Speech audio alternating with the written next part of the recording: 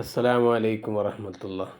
പ്രിയപ്പെട്ടവരെ, കുട്ടികളുടെ റസൂൽ, അത് വളരെ അത്ഭുതകരമായ നബിതങ്ങളുടെ ജീവിത ചരിത്രങ്ങളാണ്. നബിതങ്ങൾ കുട്ടികളെ വല്ലാതെ അങ്ങ് സ്നേഹിച്ച നബിയാണ്.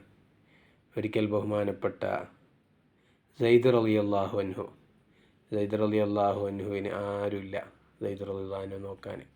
അങ്ങനെ നബിതങ്ങളെ സംരക്ഷണം ഏറ്റെടുക്കുകയും സെയ്ദ് റളിയല്ലാഹു അൻഹു പൊന്നുപോലെ നോക്കി. അങ്ങനെ ഒരുപാട് കാലങ്ങൾക്ക് ശേഷം സെയ്ദ് തങ്ങളുടെ പ്രിയപ്പെട്ട വാപ്പ വരികയാണ്.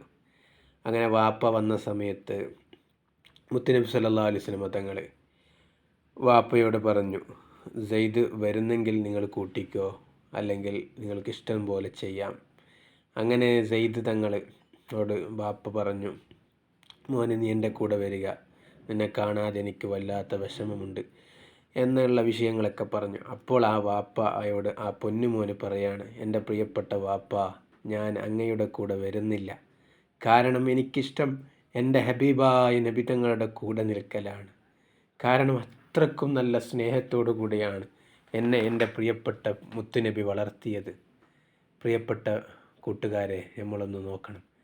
അങ്ങനെ ഒരു നിലക്കും നബിതങ്ങൾ സെയ്ദ് തങ്ങളെ വേദനിപ്പിച്ചിട്ടില്ല. അതുകൊണ്ട് തന്നെ സെയ്ദ് തങ്ങൾക്ക് മുത്തുനബിൻ്റെ കൂടെ എപ്പോഴും എൻ്റെ കൂടെ മുത്തുനബി ഉണ്ടാകണം എന്നുള്ള ചിന്താഗതിയാണ്. അപ്പം എൻ്റെ പ്രിയപ്പെട്ടവരെ, അങ്ങനെ നബിതങ്ങൾ കാണിച്ചതായ മാതൃകാ സ്വഭാവം, ചെറിയ മക്കളോട് നല്ല സ്വഭാവത്തിൽ നമ്മൾ പെരുമാറുന്നവരാകണം. അള്ളാഹു നമുക്ക് തൗഫീഖ് നൽകട്ടെ. ആമീൻ യാ റബ്ബൽ ആലമീൻ.